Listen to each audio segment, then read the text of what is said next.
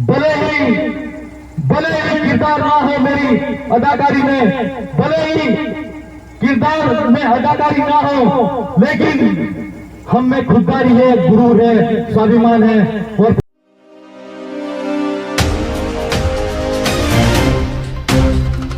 हमारे सबके लाडले आदरणीय राजकुमार जी रौत तैयार रहे।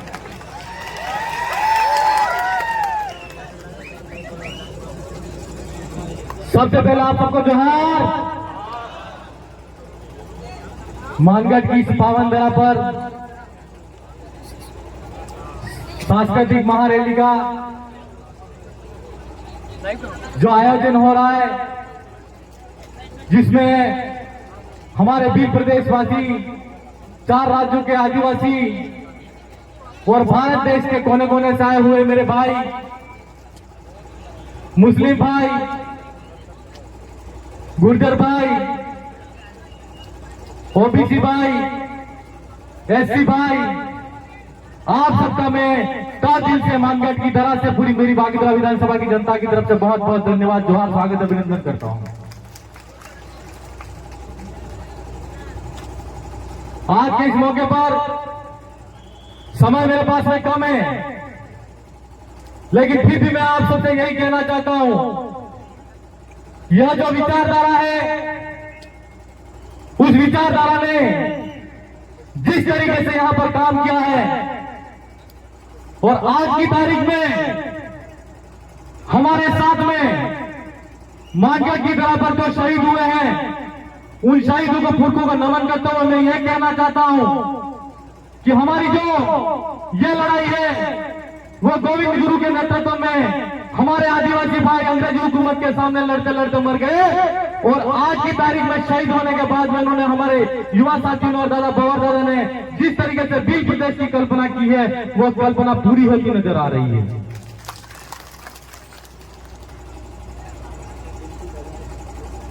कहते हैं यह वीर प्रदेश की मांग नहीं है। सरकारें मध्य प्रदेश, गुजरात और राजस्थान और केंद्र की सरकारें कहती हैं कि वीर प्रदेश की मांग है वो पूरी नहीं हो सकती। तो हम उन सरकारों से पूछना चाहते हैं कि जब आपका गुजरात बन सकता है, छत्तीसगढ़ी में छत्तीसगढ़ बन सकता है, जिस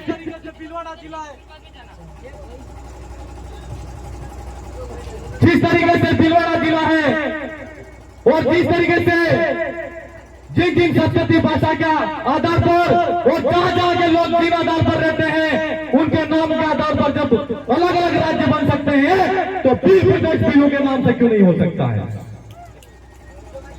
आज के इस मौके पर सरकार से यह कहना चाहते हैं कि जब जब ये नई हमारी विचारधारा आई और हमारे इस क्षेत्र के अंदर गोविंद गुरु को हमारा गुरु मानते हुए हमारी जो गोविंद गुरु की लड़ाई है, पूरी लड़ाई को पूरा करने के लिए जो संकल्प लेने वाले लोग थे, विद्वान बुद्धिजीवी लोग थे, जिन लोगों ने यह आरंभ किया, तो हमारे यहाँ पर जो क्षत्रिय नेता, हमारे लोग जिन्होंने हमारे इस लड़ाई को रोकने का काम किया और हमारी सच्ची आवाज को जिस गांव के अंदर मीटिंग करते थे, उन गांव के अंदर मीटिंग नहीं करने देते थे। जिला मुख्यालय पर कोई कार्यक्रम आयोजित होता तो कार्यक्रम को रुकवाया जाता, पुलिस प्रशासन को आगे करके ये लोग हमको रोकने का काम किया।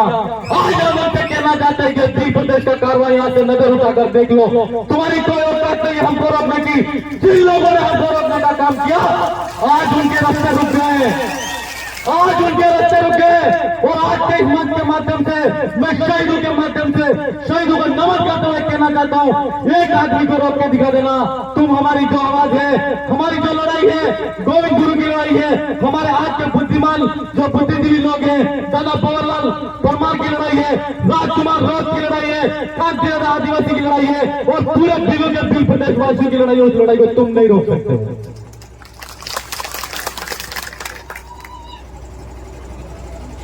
अभी मैं विधानसभा में गया तो मैंने वहां पर देखा कि मैं जिस दिन पहली बार शपथ ग्रहण करने गया, उसी दिन एक हमारे राजस्थान के शिक्षा मंत्री जो भारतीय जनता पार्टी के अंदर है और वो शर्मनाक और शर्मसार करने वाला बयान देते पार्टियों के नेताओं से उस पार्टी से कहना चाहते हैं और पूछना चाहते हैं कि आपने जिस तरीके से हमारा आदिवासी समाज को जो बयान दिया है वो शर्मनाक और निंदनीय बयान दिया है, और इस बात के माध्यम से कहना चाहते हैं कि ऐसा बयान किसी भी जाति धर्म के आधार पर आप नस्ल विभेद की जो डीएनए टेस्ट की जो बात करते हो उससे आपकी ओछी मानसिकता झलकती है। क्या आपकी मानसिकता कैसी है वो दिखती है। हम उन पार्टी के नेता से कहना चाहते हैं कि आज हमने अभी वीडियो किया कि वो गुटों के बल पे आ गया और कहने लगा कि आदिवासियों से वो माफी मांगते हैं। ये आपकी ताकत है, ये हम आपसे कहना चाहते हैं। और अभी कल मैं वीडियो देख रहा था, हमारे जनजातीय मंत्री हैं वो ये कह रहे हैं कि यहाँ पर समरसता बिगड़ रही है, यहाँ पर आतंकवाद को बढ़ाया जा रहा है। तो हम उनके माध्यम से सरकार को कहना चाहते हैं कि आदिवासी हो, दलित हो, ओबीसी हो या माइनॉरिटी हो, जब जब उसने अपने हक अधिकार की बात को कहा है, जब जब उसने ये जान लिया कि हमारी सच्ची और संवैधानिक लड़ाई है, उस आवाज को दबाने के लिए तुमने माइनॉरिटी भाई ने आवाज उठाई तो उसको तुमने आतंकवादी कहा, और आदिवासी ने आवाज उठाई तो उसको तुमने नक्सलवादी कहा। उसका परिणाम आप देख लेना। आज हमारे 4 विधायक हैं और 1 सांसद है। आने वाले 5-10 सालों के अंदर देख लेना दिल्ली की कूच पर हमारे सचिव में सांसद बैठते हैं। और आप हमारी सरकार आप हमारी सहमति के बिना आपका प्रधानमंत्री भी नहीं बिठा सकते। आप हमारे 3-4 राज्यों के अंदर जितने आदिवासी बाहुल्य क्षेत्र है उस क्षेत्र के अंदर आपका जो भी मुख्यमंत्री होगा वो मुख्यमंत्री भी नहीं बिठा सकते। मेरे भाइयों, मैं आपके माध्यम से एक बात और कहना चाहता हूँ कि आज राजनीतिक मंच नहीं है, लेकिन मैं यहाँ के पुलिस प्रशासन और स्थानीय जो मेरे विधानसभा के क्षेत्र के अंदर जो थाने आते हैं उन थानों से कहना चाहता हूँ कि हमारी जो कबीलाई व्यवस्था थी वो व्यवस्था जीवित करने का काम हम लोग करेंगे। मैं आपसे निवेदन करता हूँ कि आप किसी अनर्गल तरीके से किसी भी भाई के साथ में कोई भी भाई अगर थाने का तकाता है तो पहला काम आप सुधारा करने का काम करेंगे। किसी को अनर्गल तरीके से अच्छा काम में पाबंद करके उसको घर बिठाने का काम नहीं करेंगे। और संविधान की अनुसूची की बात करना चाहता हूं आपसे कि आपको किसी भाई ने अगर एफआईआर किया तो आप त्वरित गति से आगे न देखते, न पीछे देखते, न नोटिस देते, न कुछ भी करते, सीधा पुलिस थानों के अंदर किसी भाई को अगर उठाया तो मैं आपसे कहना चाहता हूं कि साक्ष्य दिने अभी जो नया बदलाव 2023 1 जुलाई से लागू हो रहा है, एफआईआर और केस आपसे भी दर्ज होता है। इसलिए आपसे कहना चाहते हैं कि हम कबीलाई की व्यवस्था को जीवित करने का काम करेंगे। आप लोगों ने किसी भी बात को जाति के आधार पर या हमारी पार्टी के आधार पर या इसने इसको वोट ऐसे करके किसी भाई को फंसाने का काम किया तो हम आपको खुले मन से कहना चाहते हैं कि हम कतई तरीके से बर्दाश्त नहीं करेंगे। जो भी कार्रवाई करनी पड़े वो हम करेंगे आपके खिलाफ। क्यों कि 40 साल से यहाँ पर जो व्यवस्था थी उस व्यवस्था को परिवर्तित करने का काम किया है, और जो हमारी विचारधारा के साथ हम काम कर रहे हैं हम आपके माध्यम से और जनता के माध्यम से कहना चाहते हैं कि आप सबसे पहले हमारे गांव के गणिती गांव के मुखिया होंगे, ग्राम सभा होगी, उस ग्राम सभा को पूछना कि वास्तव में उस ग्राम सभा के अंदर कोई न्यायिक निर्णय हो जाता है और 2 पक्ष अगर आपस में छुटकारा कर लेते हैं तो आपकी एंट्री को आपकी जरूरत नहीं है। हमको हम हमारे तरीके से कर लेंगे हमारा काम देना।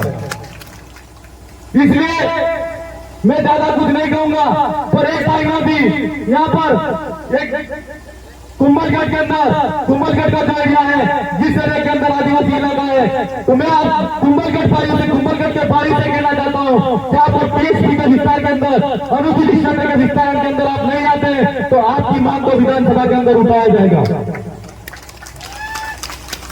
और साथ ही साथ एक खनन साहब कह रहे थे और मैं भी आपसे कहना चाहता हूँ कि कुंभलगढ़ के अंदर जिस तरीके से टाइगर रिजोर्ट के नाम से जो जमीन फ्री सरकारी है आदिवासी भाई जहाँ पर रहते हैं उस जमीन पर सरकार की नजर है और वहाँ पर टाइगर रिजर्व के नाम से जमीन अगर कब्जा करना चाहती है तो कुंभलगढ़ वाले मेरे भाई आप तैयार हो जाओ, आपके साथ में लड़ाई लड़ने के लिए हम तैयार हैं। और आज के इस मौके पर जिस तरीके से हम ये कहना चाहते हैं कि हमारे यहाँ पर सरकार की जमीन हो, वन भूमि की जमीन हो, उस जमीन पर सरकार अपनी मर्जी से मन मर्जी से कब्जा करना चाहती है। अभी का जो सरकार का बजट है उस बजट को मैंने पढ़ा, उस बजट के अंदर ये लिखा है कि 20,000 हेक्टेयर जमीन वन संरक्षण अधिनियम के नाम से वो सरकार बढ़ाना चाहती है। वो जो फ्री सरकार की जमीन है उस जमीन पर कब्जा करना चाहती है। तो हमको ये लड़ाई को इस बात को ध्यान में रखना है और आपको सभी क्षेत्र कोशिश करती है तो लड़ाई लड़ने के लिए तैयार रहना। हम आपके साथ में कंधे से कंधा मिलाकर सड़क पर लड़ना पड़े तो लड़ेंगे, जब उनकी वहां पर जब विधानसभा वहां पर लड़ना पड़े तो लड़ेंगे। और आज की तारीख में हमारी दिल प्रदेश की आवाज के रूप में दिल्ली में राजकुमार जी वो थे, अगर दिल्ली तक भी लड़ना पड़ेगा तो हम सब मिल के लड़ेंगे। इसलिए यह बात आपको ध्यान में रखनी है। मैं ज्यादा कुछ नहीं कहते हुए अंत में एक बात और कहना चाहता हूँ कि यहाँ पर जिस तरीके से जब पूरा भूखिया की जमीन पर सरकार का मिला जो आदेश निकाला है और 16 खनन की जो सरकार की साजिश है, हम जब पूरा सहित 10 ग्राम पंचायत है उन भाइयों को ये कहना चाहते हैं कि आपकी जमीन है, उस जमीन के मालिक आप हो, आपकी जमीन कोई छीन नहीं सकता। आप अगर आपकी आवाज बुलंद तरीके से लड़ोगे, सड़क पर आओगे तो हम आपके साथ में कंधे से कंधा मिलाकर सड़क के साथ सड़क पर लड़ने का काम करेंगे।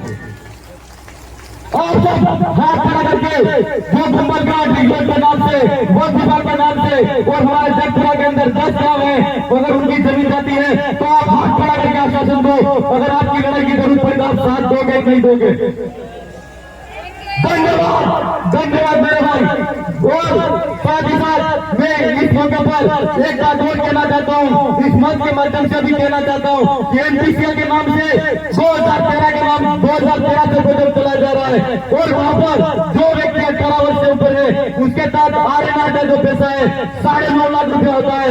जबलपुर की तर्ज पर वहाँ पर कॉलोनी बननी चाहिए, वहाँ पर अच्छी शिक्षा की सुविधा होनी चाहिए, वहाँ पर स्पोर्ट अकेडमी होनी चाहिए। तो हम सरकार से ये पूछना चाहते हैं और जिन भाई ने जमीन अधिग्रहण करने के लिए सरकार के साथ में समझौता किया है उनसे मैं कहना चाहता हूँ कि आपने 30,000 पर समझौता किया कि बागड़ जिले के अंदर एनपीसीएल जो न्यूक्लियर पावर प्लांट आएगी वहाँ पर स्थापित करने का जो प्रावधान है वो प्रावधान सरकार का गलत है।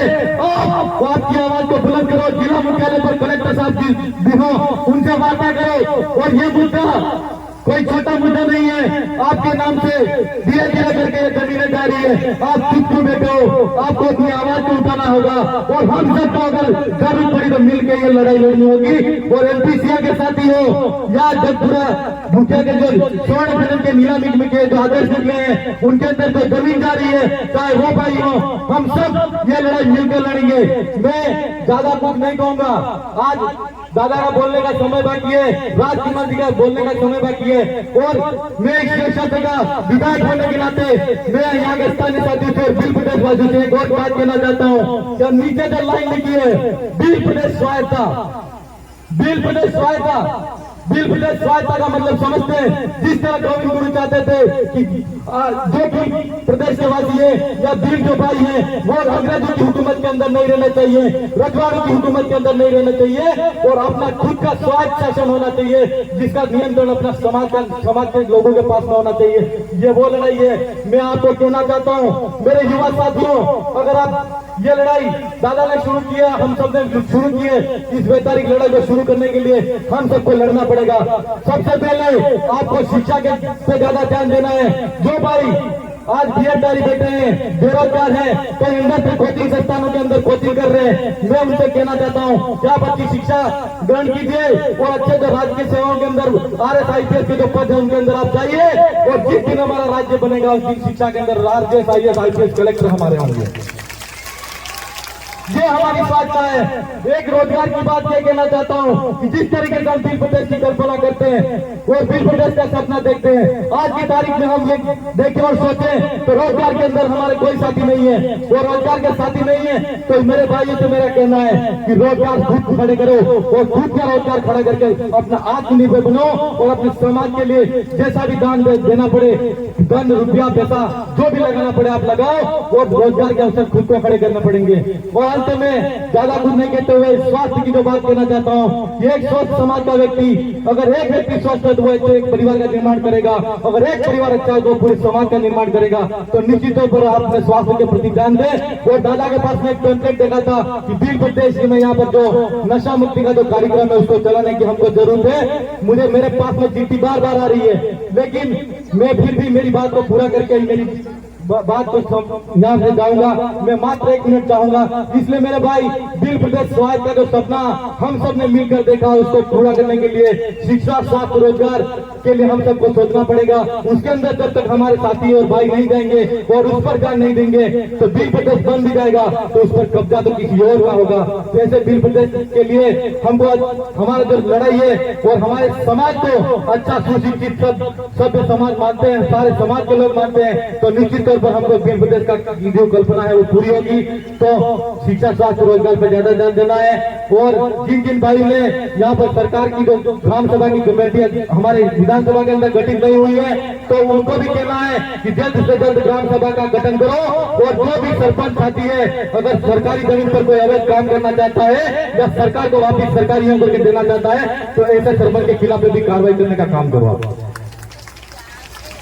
मैं ज्यादा कुछ नहीं कहते हुए, मात्र 2 लाइन कहते हुए, जिस तरीके से हमारे समाज को बदनाम करने की साजिश की जाती है, निरंतर कोई नेता आते जाते रहते हैं और अलग अलग बातें और अलग अलग वक्तव्य देकर हमको बदनाम करने का काम कर रहे हैं। मैं उसके लिए 2 पंक्ति कहना चाहता हूँ। भले ही किरदार ना हो मेरी अदाकारी में, भले ही किरदार में अदाकारी ना हो, लेकिन हम में खुददारी है, गुरूर है, स्वाभिमान है और पराक्रम है। जय जोहार, जय आदिवासी, जय संविधान। आप सबकी जय।